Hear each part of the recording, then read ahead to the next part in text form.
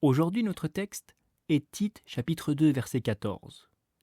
Zélez pour les bonnes œuvres. Nous n'aurons pas peur ce matin de vous amener à adopter une approche légaliste par nos propos.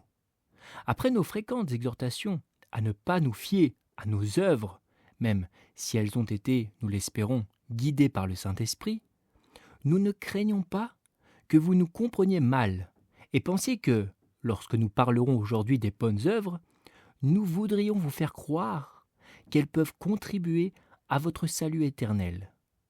Nous nous sommes efforcés, il y a de cela 2 semaines, de vous expliquer la différence entre les 2 alliances, l'alliance de la grâce et l'alliance des œuvres.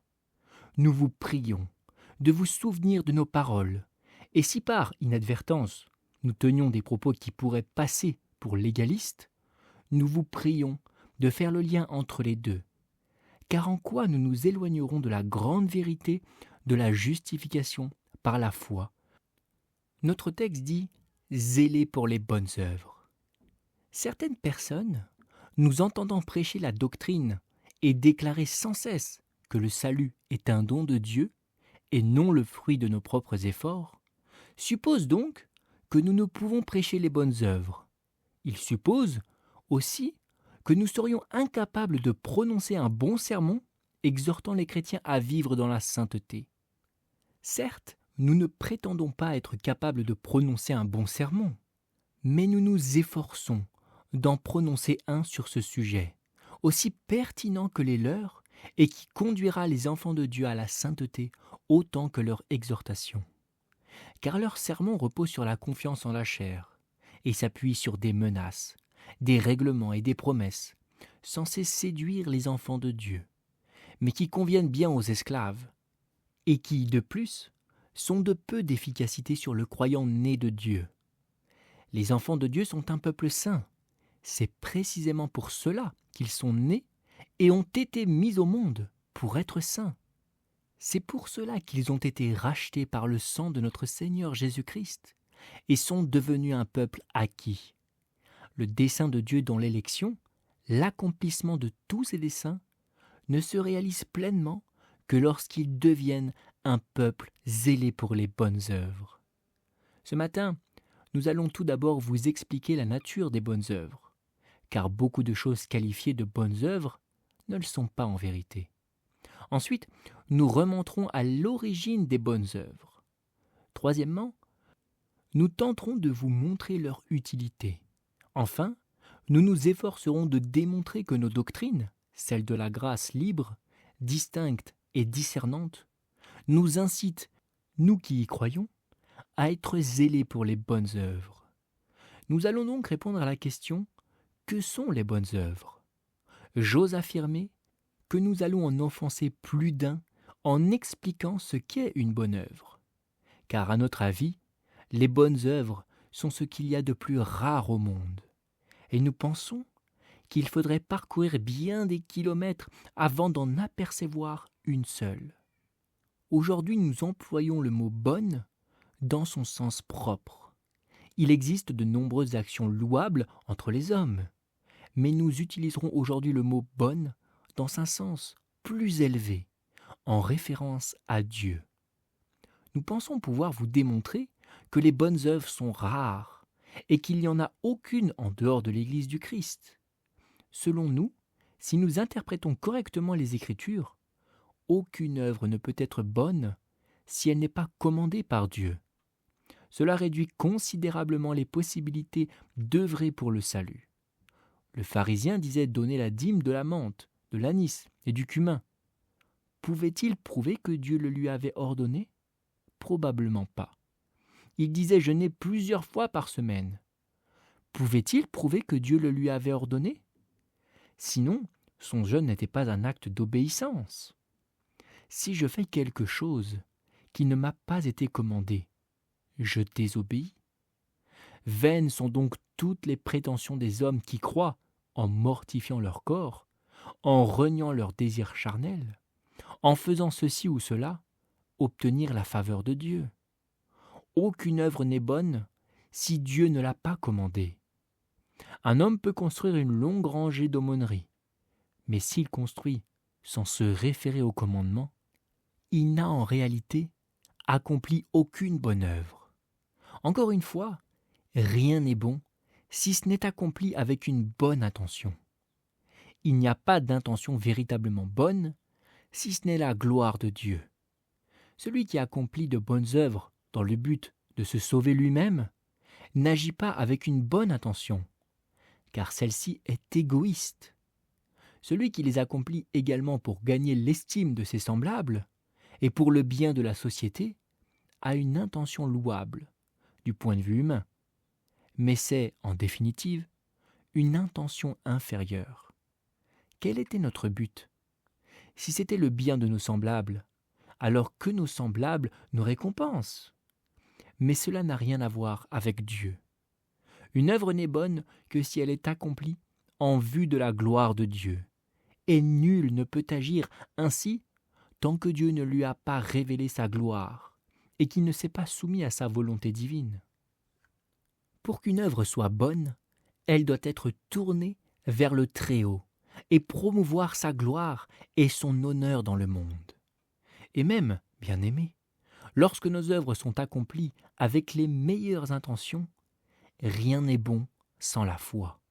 Car, il est écrit, « Sans la foi, il est impossible de plaire à Dieu. » Comme Caïn, nous pouvons bâtir l'autel et y déposer les prémices de la terre.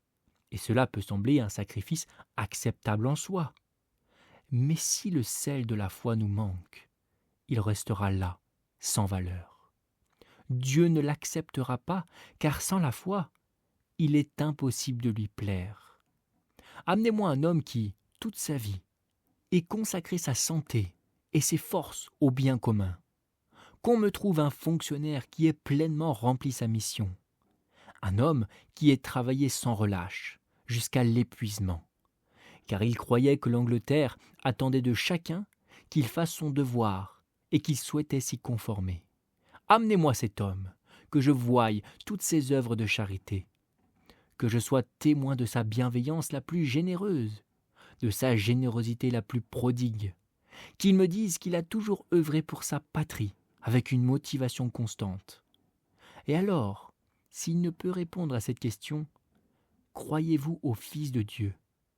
Je serai tenu, en toute honnêteté, de lui dire qu'il n'a pas accompli une seule bonne œuvre de toute sa vie, du point de vue de Dieu.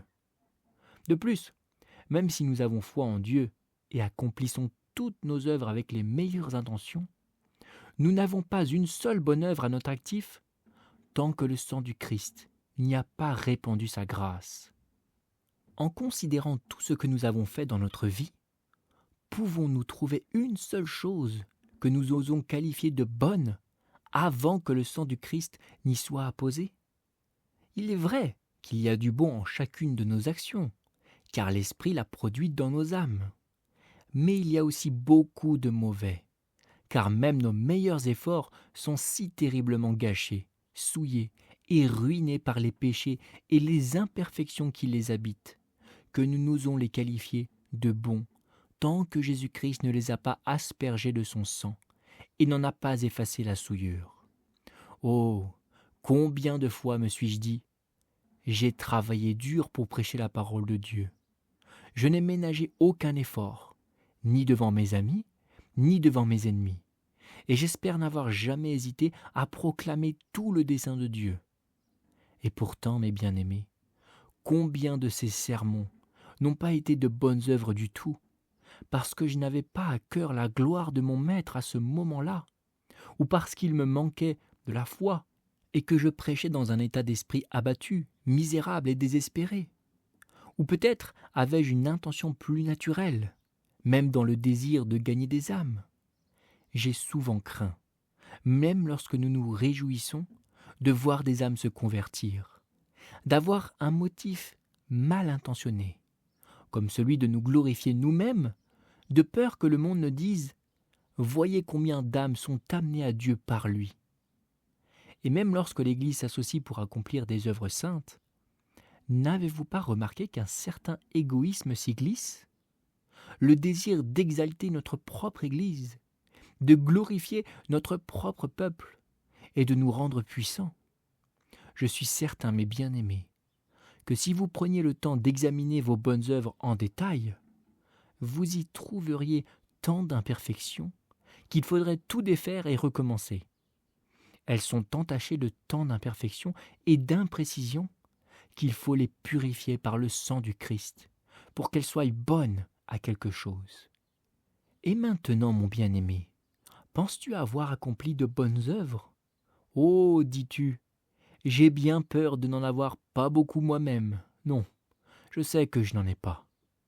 Mais grâce soit rendue à son amour, lui qui a accepté ma personne en Christ, qui accepte aussi mes œuvres par Christ, et lui qui m'a béni en lui, afin que je sois un vase élu, à daigner accepter ce qu'il a lui-même versé dans ce vase, à la louange de la gloire de sa grâce, par laquelle il m'a rendu agréable à son Fils bien-aimé.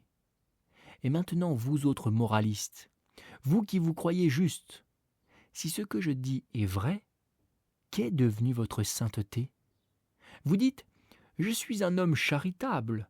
Soit, mais allez donc solliciter vos semblables et laissez-les vous rémunérer pour votre charité. Vous dites, oui, mais je suis un homme intègre et moral. Je fais honneur à mon pays. Si tous agissaient comme moi, quel bienfait pour le monde et pour ma génération! Certes, vous avez servi votre génération. Alors présentez votre facture et laissez-la vous payer. Je vous le dis, vous avez peiné en vain, vous avez semé le vent, et vous récolterez sans doute la tempête. Dieu ne vous doit rien, vous n'avez pas vécu pour sa gloire. Avouez honnêtement que vous n'avez accompli aucun acte dans le but de lui plaire. Tu as œuvré pour ton propre plaisir, tel fut ton unique motif. Tu croyais qu'en étant bon, tu irais au paradis, et qu'en étant mauvais, tu serais assurément voué à l'enfer. Tu as été profondément égoïste, du début à la fin. Fais le bilan et sois en paix avec toi-même. Dieu ne te doit rien. Tu n'as rien fait pour lui. Et si tu as fait quoi que ce soit, réfléchis. Tu as tellement transgressé les commandements de Dieu et si souvent fait tout ton possible pour nuire à ton Créateur, que ta dette envers Dieu est facilement effacée. Et vos bonnes œuvres, où sont-elles? Où sont-elles? Ah, ce n'est qu'illusion, fiction, farce, rêve. De bonnes œuvres chez les pécheurs? Cela n'existe pas. Augustin disait avec justesse, les bonnes œuvres, comme on les appelle chez les pécheurs, ne sont que de splendides péchés. Cela est vrai des meilleures œuvres de l'homme le plus vertueux qui est loin du Christ. Ce ne sont que de splendides péchés, des péchés vernis. Que Dieu vous pardonne, cher ami, pour vos bonnes œuvres. Vous avez autant besoin d'être pardonné pour vos bonnes œuvres que pour vos mauvaises, si vous êtes loin du Christ. Et maintenant, deuxièmement, d'où viennent les bonnes œuvres? Il est communément admis que la nature ne peut s'élever au-dessus d'elle-même. L'eau, jaillissant du sommet d'une colline, montera jusqu'à sa source. Mais à moins d'une pression extraordinaire, elle ne montera jamais plus haut. Il en va de même de la nature humaine. L'Écriture dit qu'elle est extrêmement vile. Nous ne pouvons donc attendre de bonnes œuvres d'une nature mauvaise. Un puits amer peut-il donner de l'eau douce? De même que le poison ne pousse pas sur des arbres sains et que des fruits sains ne peuvent pousser sur des arbres vénéneux. Mes frères et sœurs, nous ne devons pas plus chercher les bonnes œuvres dans une nature mauvaise que nous ne devons chercher les raisins de Sorek sur les vignes de Gomorrhe. Nous ne pouvons espérer trouver de bonnes œuvres dans la nature humaine. Il est en vérité vain et futile de penser que les bonnes œuvres puissent provenir de l'homme naturel. Alors d'où viennent-elles? Demandez-vous. Nous répondons, les bonnes œuvres proviennent d'une véritable conversion, opérée par l'Esprit de Dieu. Avant notre conversion, aucune trace de bonté ne nous entourait. Aux yeux du monde, nous pouvons être respectables et honorables, mais aux yeux de Dieu, nous ne sommes rien de tel. Si nous pouvions sonder notre cœur comme nous le faisons parfois pour le visage d'autrui, nous y verrions tant de choses qui chasseraient de notre âme l'idée même de bonnes œuvres avant que notre cœur ne soit transformé.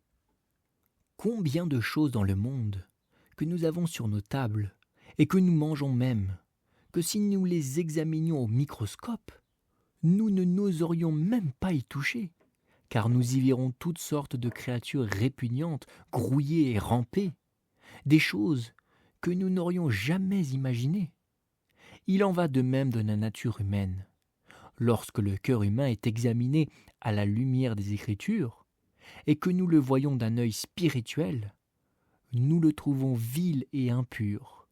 Nous comprenons alors que sans un cœur nouveau et un esprit droit, il serait aussi impossible d'espérer trouver de bonnes œuvres chez un homme injuste et non converti que d'espérer voir le feu brûler au milieu de l'océan. Ces deux choses seraient incongrues. Nos bonnes œuvres, si nous en avons, découlent d'une véritable conversion. De plus, elles découlent aussi d'une influence spirituelle constante exercée sur nous, depuis le moment de notre conversion jusqu'à l'heure de notre mort. Ah, chrétien, tu n'aurais point de bonnes œuvres si tu ne recevrais pas une influence nouvelle chaque jour. La grâce qui t'a été accordée à l'heure de ta conversion ne te suffirait pas pour porter du fruit aujourd'hui. Ce n'est pas comme planter un arbre dans notre cœur qui, naturellement, porte du fruit de lui-même. La sève doit monter de la racine, Jésus-Christ. Nous ne sommes pas des arbres par nous-mêmes, mais des sarments enracinés dans la vigne vivante. Les bonnes œuvres, je sais d'où elles viennent. Elles descendent portées par le fleuve de la grâce. Et si ce fleuve de grâce ne coulait pas sans cesse en moi, je ne verrais jamais de bonnes œuvres émaner de moi. De bonnes œuvres de la part de la créature? Impossible. Les bonnes œuvres sont les dons de Dieu, ces perles les plus précieuses qu'il répand avec sa grâce sur nous. Et encore une fois, nous pensons que les bonnes œuvres découlent de l'union avec le Christ. Nous croyons que plus un homme se sent uni à Jésus, plus il sera saint. Le fait même que le Christ et le chrétien ne fassent qu'un rend le chrétien semblable au Christ.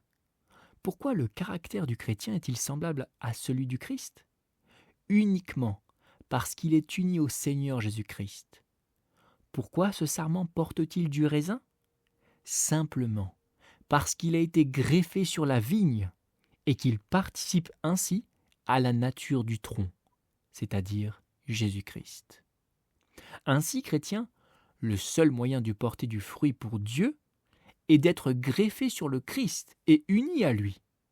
Vous, chrétiens, qui pensez pouvoir vivre dans la sainteté sans une communion constante avec le Christ, vous vous trompez lourdement.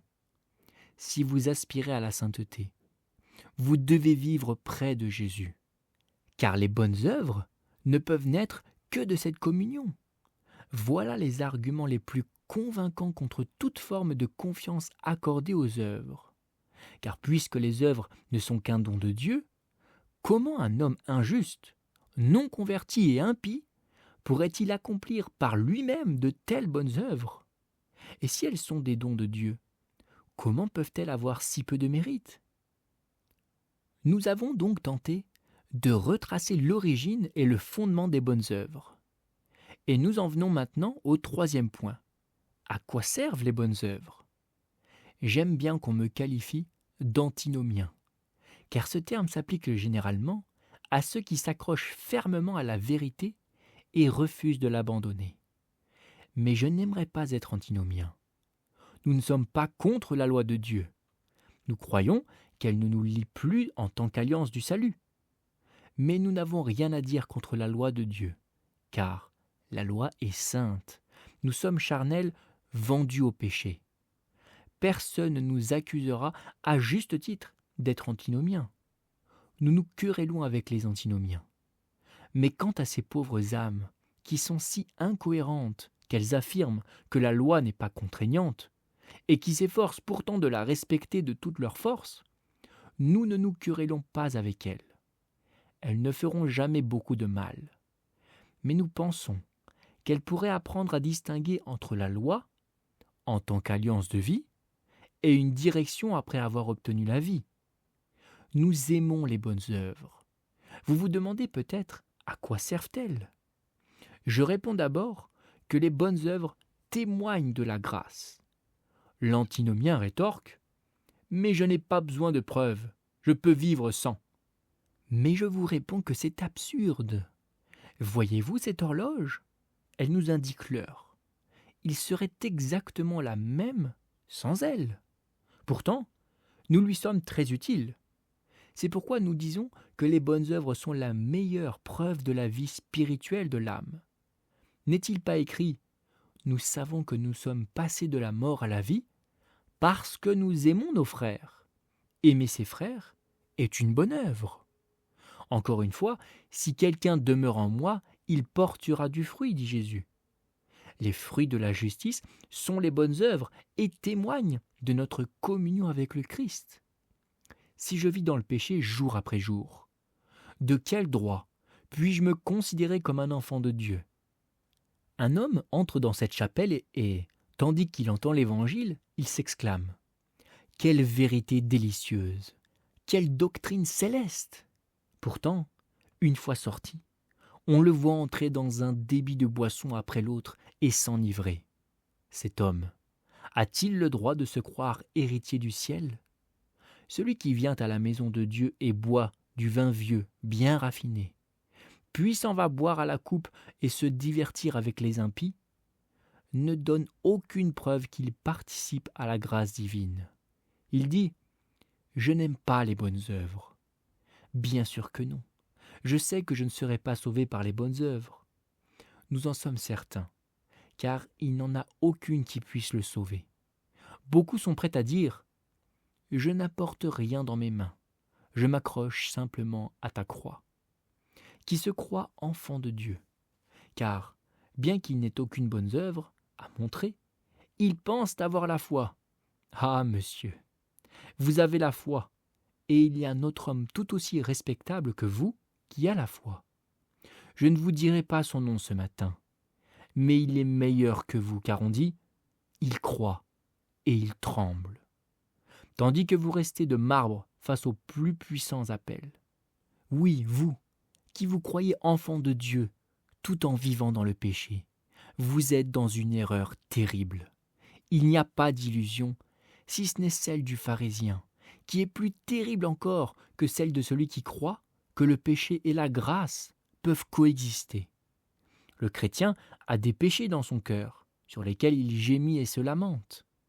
Mais quant à sa vie extérieure, il est préservé, de sorte que le malin ne le touche pas. Le Seigneur le garde sous son aile protectrice. Il ne lui permet pas, sauf en de rares occasions, de s'égarer. Les œuvres témoignent de notre foi. Par la foi, nos âmes sont justifiées devant Dieu. Par les œuvres, notre foi est justifiée devant nous-mêmes et devant nos semblables. Je tiens tout de même à préciser. Mon discours n'a pas pour but de dire que vous devriez être parfait. Non.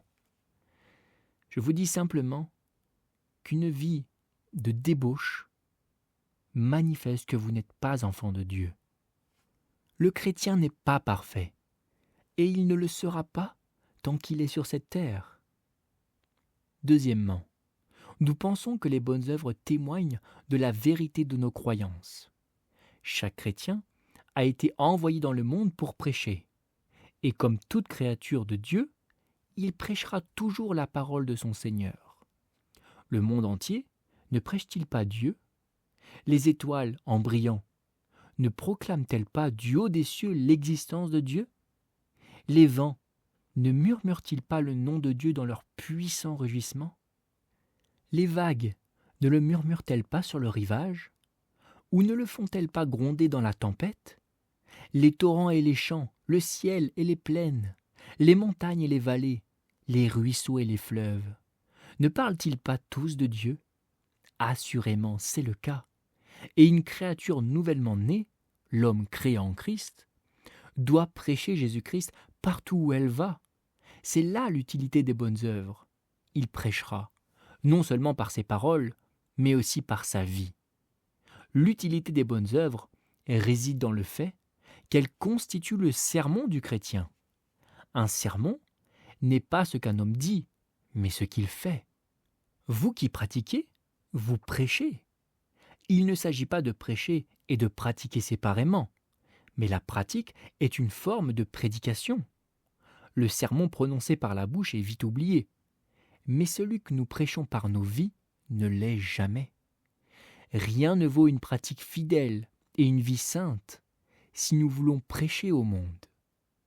La raison pour laquelle le christianisme ne progresse pas plus rapidement est simple. Les professeurs sont, pour une grande partie, une honte pour la religion.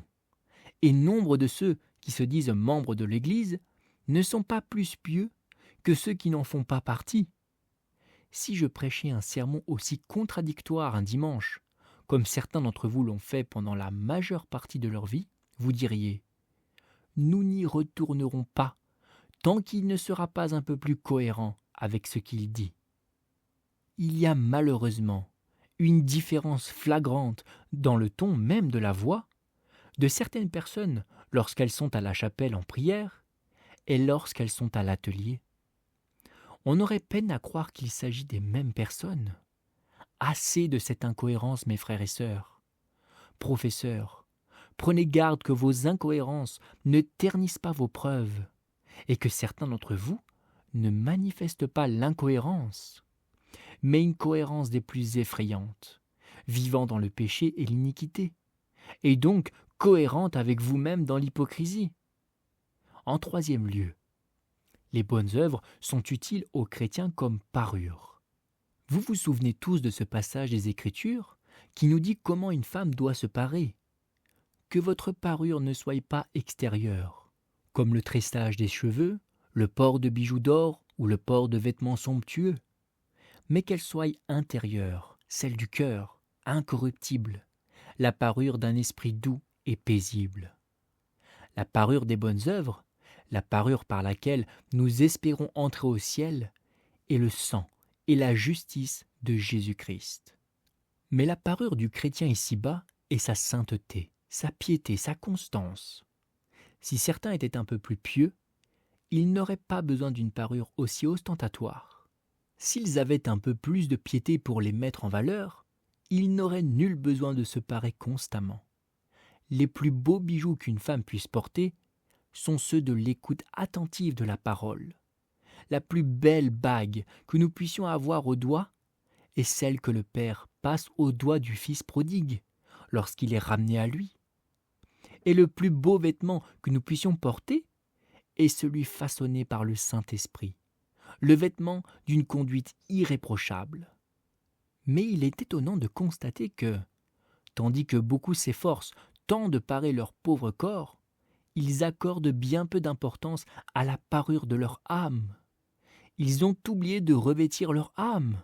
Oh non, ils sont déjà en retard à la chapelle, à cause de cette fichue épingle qu'ils ont peut-être oubliée. Ils arrivent juste au début de l'office, car, à vrai dire, ils ont tellement de choses à habiller qu'on ne peut pas s'attendre à ce qu'ils soient à l'heure. Il y a des chrétiens, hommes et femmes, qui oublient ce que Dieu a écrit dans sa parole, et qui est toujours aussi vrai aujourd'hui. Les femmes chrétiennes doivent se vêtir avec modestie. Ce serait peut-être une bonne chose de revenir à la règle de Wesley, de sortir du monde avec nos vêtements et de nous habiller aussi simplement et proprement que les Quakers, même si, hélas, ils ont malheureusement abandonné leur simplicité primitive. Je suis parfois contraint de m'écarter quelque peu de ce que nous appelons les hauts enseignements de l'Évangile, car en vérité, on ne peut plus distinguer par l'apparence les enfants de Dieu des enfants du diable, et c'est d'ailleurs ce qui devrait être. Il doit y avoir une distinction entre les deux. Et bien que la religion autorise les distinctions de rang et de vêtements, la Bible tout entière nous condamne à nous parer de beaux atouts et à nous enorgueillir de leur élégance. Certains diront « Laissez tomber ». Bien sûr, il en va de même, car cela vous concerne vous-même. mais nous ne laissons rien de côté de ce que nous croyons être dans les Écritures. Et, bien que je ne veuille épargner aucune âme, l'honnêteté envers la conscience de chacun et envers moi-même exige que je dénonce toujours ce que je vois comme un mal se développer au sein de l'Église. Nous devons toujours veiller à rester, en toute chose, aussi proche que possible de la parole écrite. Si vous désirez des ornements, les voici, bijoux, bagues, vêtements et toutes sortes de parures. Hommes et femmes, parez-vous jusqu'à rayonner comme des anges. Mais comment y parvenir? En vous parant de bienveillance, d'amour pour les saints, d'honnêteté et d'intégrité, de droiture, de piété, d'affection fraternelle et de charité. Ce sont là les parures que les anges eux-mêmes admirent et que le monde admirera. Car il faut admirer celui ou celle qui est revêtu des joyaux d'une vie sainte et d'une conduite pieuse. Je vous exhorte, frères et sœurs, à orner en toute chose la doctrine de Dieu, notre Sauveur. Je vous ai donc exposé l'utilité des bonnes œuvres. Mais laissez-moi encore un instant pour vous dire que la religion que nous professons en ce lieu et que nous prêchons est destinée à produire de bonnes œuvres chez les enfants de Dieu. Certains prétendent que ce que l'on appelle calvinisme, un nom détourné pour désigner le véritable évangile, est conçu pour entraîner les hommes dans le péché. Nous allons réfuter cela en leur rappelant que les hommes les plus saints du monde ont été ceux qui ont professé les doctrines que nous défendons. Si vous demandez qui, au Moyen-Âge, furent les grandes lumières morales du monde, vous situerez des hommes tels qu'Athanase, Ambroise et Chrysostome. Et, plus modestement encore, des hommes comme Wycliffe, Jérôme de Prague et Calvin. Tous ont professé les doctrines que nous aimons proclamer. Et permettez-moi de vous rappeler qu'il n'y a jamais eu d'homme plus remarquable que les puritains. Et chacun d'eux a fermement défendu les vérités qui nous sont chères. L'autre jour, j'ai trouvé dans un livre une phrase qui m'a tellement plu que j'ai pensé vous la lire. L'auteur dit « Les puritains étaient les protestants les plus fervents du pays, calvinistes zélés, prédicateurs chaleureux et affectueux. Ils étaient les personnes les plus pieuses et les plus dévotes du pays, les hommes de prière en secret comme en public, et ce, aussi bien dans leur famille. Leur dévotion était fervente et solennelle, et s'appuyait sur l'aide de l'Esprit Saint. Ils avaient une profonde vénération pour le saint nom de Dieu, et étaient farouchement opposés non seulement aux jurons, mais aussi aux propos insensés et aux plaisanteries. Ils observaient scrupuleusement le jour du Seigneur, qu'ils consacraient entièrement à la dévotion et à la charité, en public comme en privé.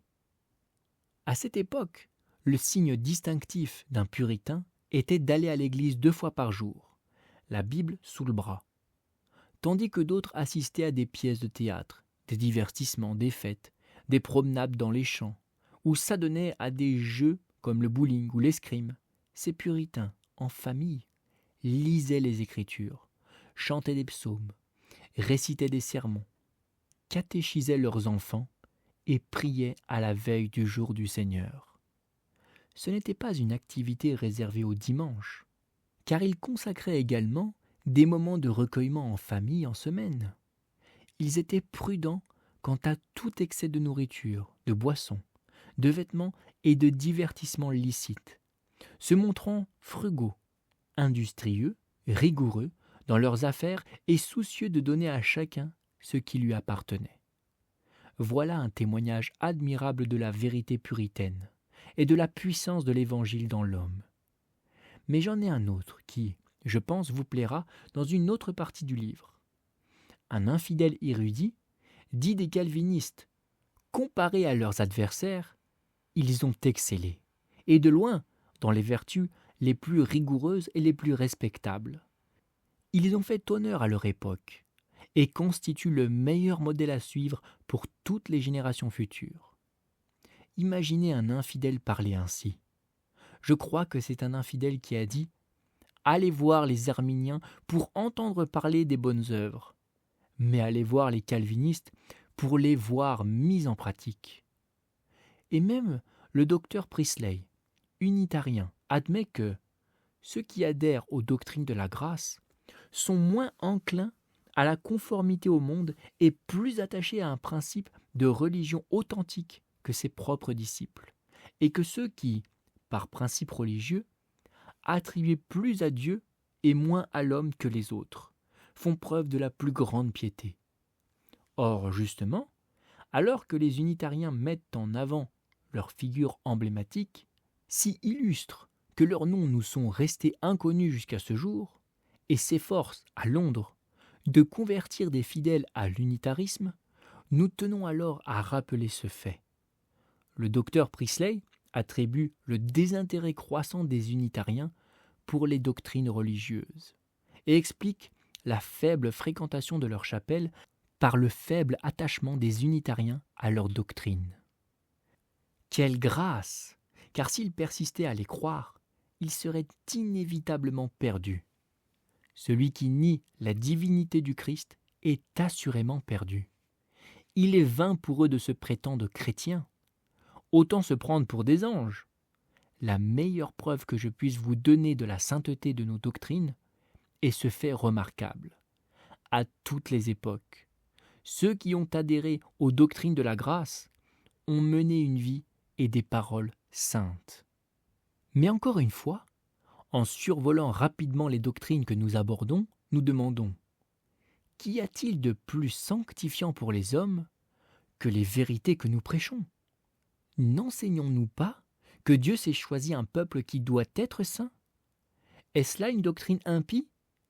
Ne disons-nous pas que Dieu s'est choisi un peuple qui, en ce monde, manifestera sa louange par une vie sainte ? Est-ce là une doctrine impie ? Et nous vous avons dit que le Saint-Esprit donne un cœur nouveau et un esprit droit, et qu'il est nécessaire de faire plus que ce que vous pouvez faire par vous-même, que vous êtes incapable d'accomplir les bonnes œuvres que Dieu attend de vous. C'est pourquoi Dieu, le Saint-Esprit, doit vous renouveler. Appelez-vous cela une doctrine impie ? La doctrine selon laquelle les hommes sont vils par nature et ont besoin d'une grâce nouvelle est-elle impie ? Et la doctrine selon laquelle les vrais saints persévéreront jusqu'à la fin est-elle impie ? Il me semble que les doctrines contraires sont les plus impies au monde. La doctrine selon laquelle seuls ceux qui se comportent bien ont droit au sang du Christ est-elle impie ? La doctrine que je prêche, selon laquelle le Christ n'a racheté que ceux qui vivent dans la sainteté, y ayant été conduits par le Saint-Esprit, est-elle impie ? Je ne le crois pas. Nous mettons au défi tous ceux qui aiment s'opposer à nos doctrines de prouver qu'il en existe une seule qui est d'une tendance impie. Vous nous accusez de ne pas prôner les bonnes œuvres. Venez donc essayer d'entrer dans notre Église et vous aurez bientôt la preuve que vous avez tort. Nous ne vous accepterions pas, monsieur, même si vous donniez 1000 livres. Si nous ne vous considérions pas comme un homme saint, sans bonnes œuvres, il faudra longtemps avant que nous vous acceptions. Et si vous vous introduisiez clandestinement dans notre Église, vous seriez chassé au bout d'une semaine, si vous viviez dans le péché et l'injustice. Car cela serait rapidement rapporté au pasteur et au diacre, et vous verriez si nous ne reconnaissons pas la nécessité des bonnes œuvres. Si vous ne les manifestiez pas chaque jour, nous vous chasserions de notre communauté, et nous ne cautionnerons en aucun cas les œuvres stériles des ténèbres, mais nous les condamnerons. Notre ordre ecclésiastique est la meilleure réfutation de la calomnie. Que dire de plus ? Nous espérons avoir convaincu tous les hommes honnêtes et cohérents. Nous vous congédions seulement, hypocrites, avec ce message à l'esprit. Si vous n'avez pas l'esprit du Christ, vous ne lui appartenez pas. Si vous ne vivez pas comme le Christ, vous ne serez pas avec lui. Si votre esprit n'est pas sanctifié en ce monde, vous ne trouverez pas la sanctification divine lorsque vous vous présenterez devant son trône. Bien évidemment, Nous ne prêchons pas la perfection, car nous ne pouvons pas être parfaits comme nous l'avons dit plus tôt. Mais le chrétien doit aspirer à ressembler à son Maître. Mais vous, pauvres pécheurs, qui n'avez ni sainteté ni bonnes œuvres, je sais que vous n'en avez aucune, car vous n'êtes pas enfants de Dieu. Avez-vous le sentiment d'en avoir aucune ? Venez donc, et le Christ vous en donnera. Il se donnera lui-même. Si vous croyez au Seigneur Jésus, il vous lavera de tous vos péchés, vous donnera un cœur nouveau, et désormais, votre vie sera sainte, votre conduite irréprochable. Il vous gardera jusqu'à la fin, et vous serez assurément sauvés. Que Dieu bénisse ce témoignage pour tous ceux qui vivent dans le péché, afin qu'ils s'en détournent, au nom du Christ et par sa grâce. Amen.